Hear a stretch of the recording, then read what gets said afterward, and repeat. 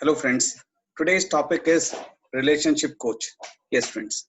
I'm sure you will agree with me that today the need for relationship coach is very, very important. Why it is so? Look around yourself. Must have many people who are in relationship, any kind of relationship, man and wife, boyfriend, girlfriend, father and son, daughter and mother, mother-in-law, daughter-in-law, friends, professional relationship, anything. How many of these relationship are happy relationship? I'm sure, friends, you have got your answer. And if you think no, they are happy, then I have nothing to share. But the data speaks something else. People are not in happy relationship, that we have to admit.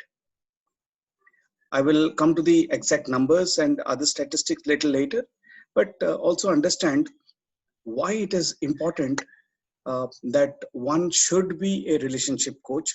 That would be my theme of the discussion. And how you, yes, my friends, how you can bring about difference in people's life if you want to. And that would be my tips to be shared today in the discussion. And we'll understand certain other aspects of human relationship or mental illness. So the topic that I have given to my talk is relationship coach, a career to make an impact. Yes, friends, if you want to make a career uh, by being a relationship coach, you can definitely look at this aspect.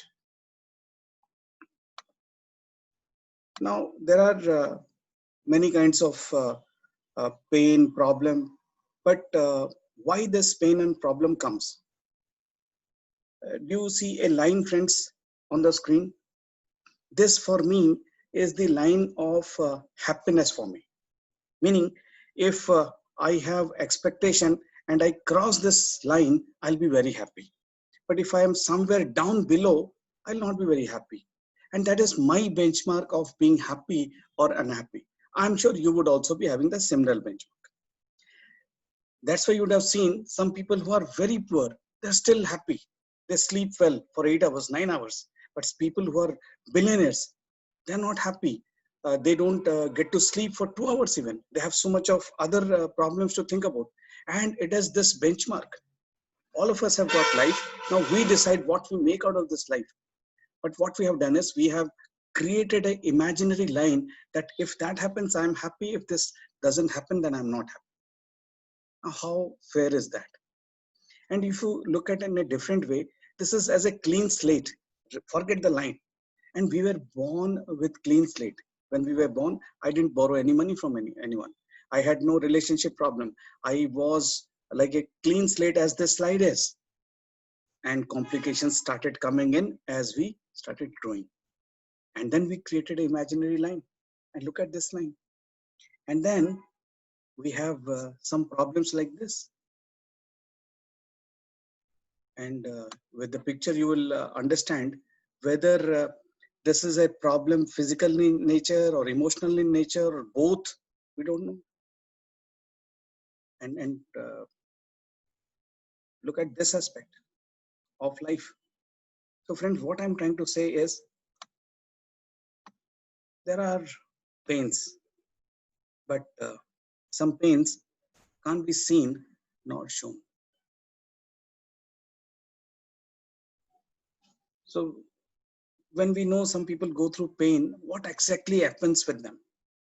This is what happens. They have a lot of problem in life.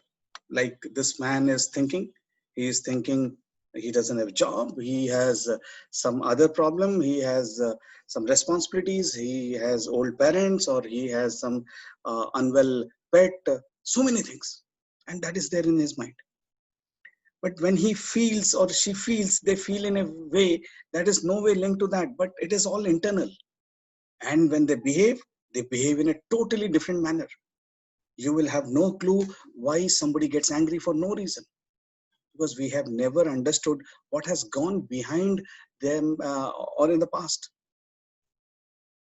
And that's the reason why you must have seen people shout. Why do people shout? You only shout when somebody's physically away from each other. Suppose we are on either side of a football ground, I shout because you will listen to me, because physically you're away from me, say 500 meters or 700 meters. But being within a 10 feet by 12 feet room, if I shout, that also means you're far away from me, though physically present, but emotionally you have detached myself from you or yourself from me. And hence I shout so that my voice reaches you wherever you are. And this is how people react, they behave. And at times this behavior takes such a turn, so many wires within the brain, this, and then there is one more wire, which is this. This, my friend, is ultimate. We have to stay away from such wire, not let anyone reach this stage. And hence, friends, I was saying why you would be very important in not letting people reach this wire. Just this is so very important. Because as per the statistics, 1 in 6 people experienced a mental problem. 1 in 6. Suppose we are a population of 750 million people, which means 1/6 of that is not well mentally. For them, we might not have doctors. For them, we might not have medicine. For them, we might not have hospitals. You can't make out if somebody is mentally ill. And the next one, I'm talking about India. 6 to 7% population of the country is mentally not very healthy. 6 to 7%. Friends, we know our population is 130 crore. 6 to 7% means adds up to 8 crore. 8 crore, friends. 8 crore is like a population of the entire state. Say Karnataka has a population of 6.7 crore. And we are talking about 8 crore people, though they are scattered all over. You look around, there will be many. When I say you look around, there will be many. Trust me, I and you could also be in that statistics. But we don't count ourselves. While we travel in airline, they say first safeguard yourself and then safeguard your co-passenger. But in this case, we have to help others, and trust me, by doing that, we ourselves will come out of this illness. Now, how is it possible? Yes, friends, it is possible.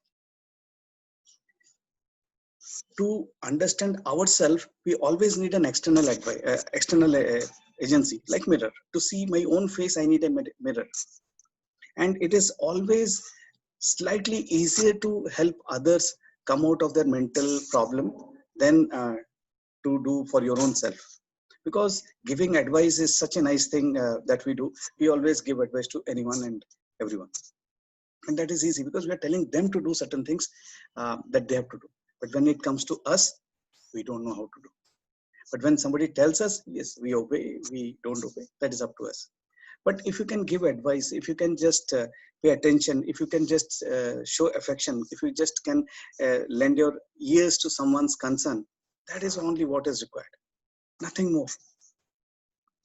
Nobody is asking you to give away your money or do anything extra. No, there are people with lot of pain and problem. They want somebody to listen to them. That's it. Listen to them. Why am I saying that? One friend of mine, he fell down in a well. When he fell down in a well or a hole, he was shouting, "Help, help, help, help." And then one counselor was walking past that hole, and then she said, "Hey, what happened?" Say the guy was Raj. "Hey, Raj, what happened?" "Oh, I'm in a hole and I don't know how to come out. Please help me." Then she told, "Okay, I have 45 minutes for you. You tell me what you feel, how you feel. I'll try to do certain things." And then they spoke nicely and everything. 45 minutes really went well. But then she told, "Sorry, 45 minutes is over. I have to go back. I have some other work. I will meet you next week at the same time." "Hey, but my problem." She went. And then one doctor walked in. And he said, hey, doctor, please help me. I need help. Doctor said, okay, from your symptom, I can make out you have this, and this problem. So I'm writing this. Do one thing. Take this. Make sure you pay me online, howsoever it is. And we'll meet you after 3 weeks. If it doesn't stop, then we'll recommend you a few tests. Problem stays. This man is still in the hole, and doctor goes. Then my friend, I want to make myself hero. I walk in. And then I say, my friend, hey Raj, what happened? I'm in the hole. Please help me. So I jump into the hole. He said, what did you do? I am in this hole. I am facing problem and I don't know how to come out of it. I was asking help to you and you have jumped. Now our problem is doubled. I said, no, it is not doubled. Now our problem will be reduced to half or maybe zero. And how can you say that? Because I was also in the similar hole few days back. So I know how to come out of it and I will do that. That, my friend, is relationship coach. This act, if you can just give confidence to people that yes, you can help someone just by being there. Do nothing. By being there, you will do world of good to anyone who goes through the problem. Am I making sense? And hence, let me again show you. This is how one can bring change. Now look at this. This gentleman is in a deep problem. And he feels there's an immediate solution as far as the bread is concerned. He's least interested in what is other option he has. And that is in a desperate situation. This is where, my friend, we have to come in picture and tell, hey, listen, your problem will get delayed a little bit.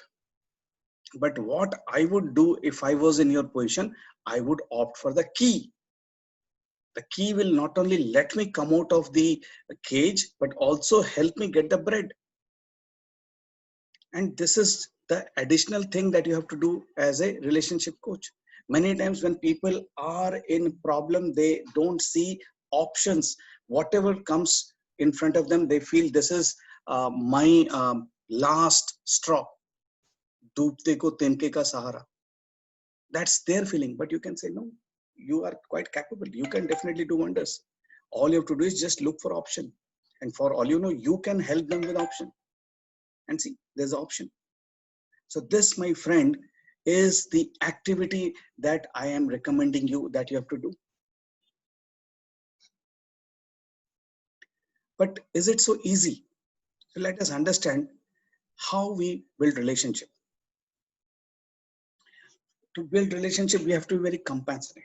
We have to understand others' problem as our own. We have to be empathetic. Once this person was having some problem, so he goes to the psychiatrist, city's best psychiatrist, and says, doctor, I have this problem. So doctor says, okay, yeah, tell me, what is the problem? He says, I'm having this kind of problem, this kind of problem. Doctor said, yeah, the problem is serious. So do one thing. I'm not qualified enough to answer your question. There's another doctor in the city. You can contact him. He's best. So our friend goes to that doctor, takes an appointment and goes. The doctor listens to our friend and then he says, oh, this is simple.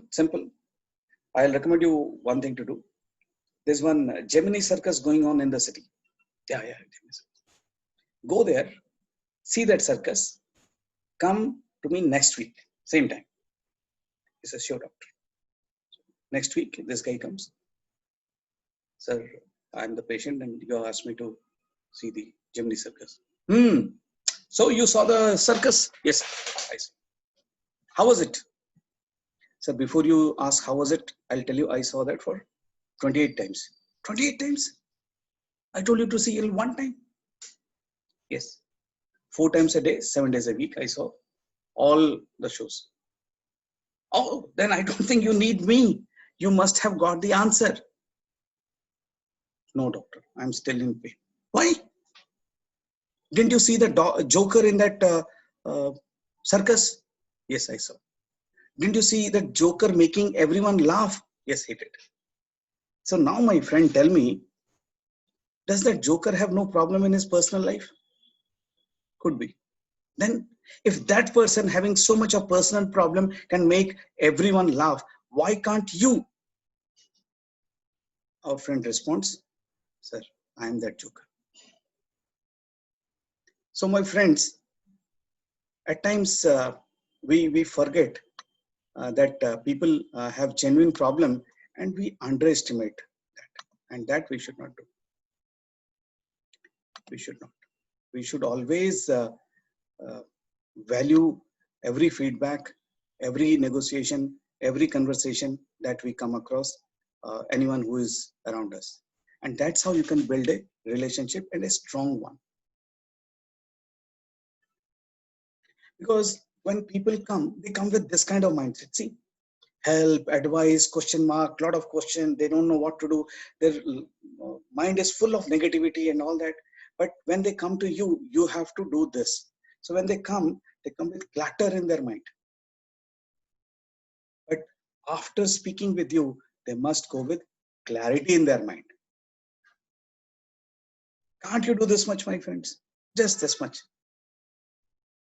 Because the problem is not yours. Trust me, you will be in the best position to help. Because you can think rationally. The person who is in the problem can't think that way. And he's just extending his arms for seeking help. That's what you have to do. I'm not sure if it is that difficult, but I'm very sure this is very, very easy. All you have to do is be empathetic about someone's concern. That's it. Now, how to be a relationship coach? I'll tell you there are three methods to be a relationship coach, and we have to do all the three. So, process one, process two, process three. Process one, deciding to become a relationship coach. You decide that I'll become a relationship coach. That's the first thing. Second, choosing a training program. There are many training programs. You have to choose which one you want to. And third, building your own business. Yes, friends, you can make a business out of it.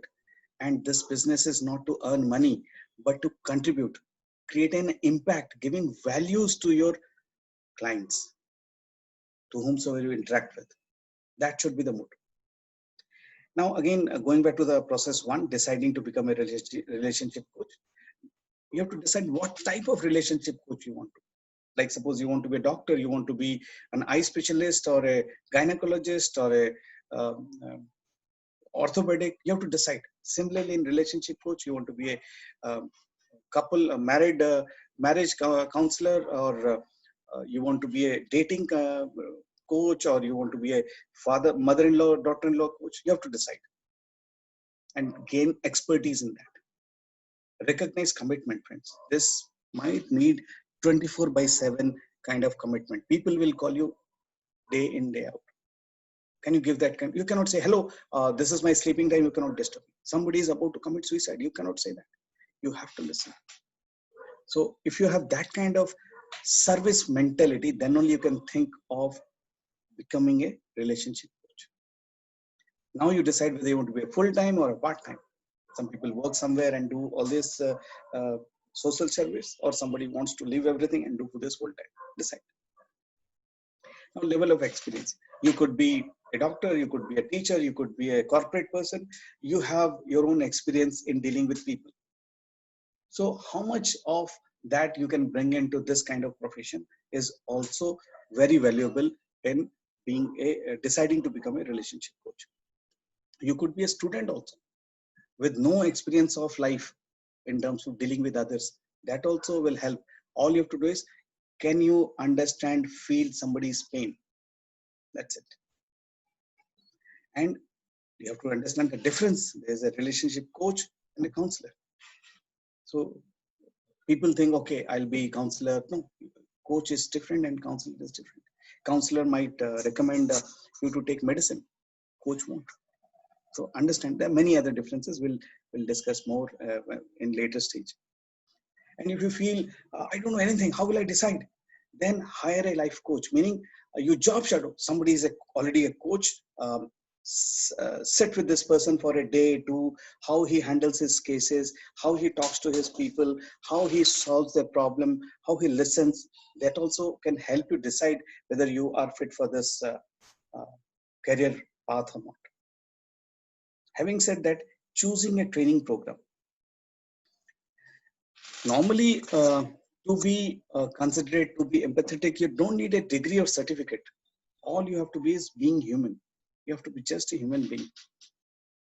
If you understand, in olden days we didn't had gynecologist, but these daimas would help help a lady give birth to their child, and they did awesome job for hundreds of years. Now we have specialized medical team who does that, and all our mothers who cook the best of food, they are not certified coach, but they cook. We might eat in 5-star hotels and all that, but we still say maa ka kha. So this is one aspect, but recommendation is you go for a certified course, and the program that fits you, where you can give your time, where you can put your practice also in place. Minimum you should have 100 hours of practice. That's very, very important to get a certificate. You want an accredited or approved program, or based on that you choose a program, and most importantly, the payment. Yes, it costs. ICF on an Indian context might cost you 5 lakh rupees today. So think on those lines, and if you really want to, then you are most welcome. Then build your business. Yes, friends. If you feel you have fulfilled the top 2 processes, then you can definitely cash in on this. But remember, making profit should not be your goal.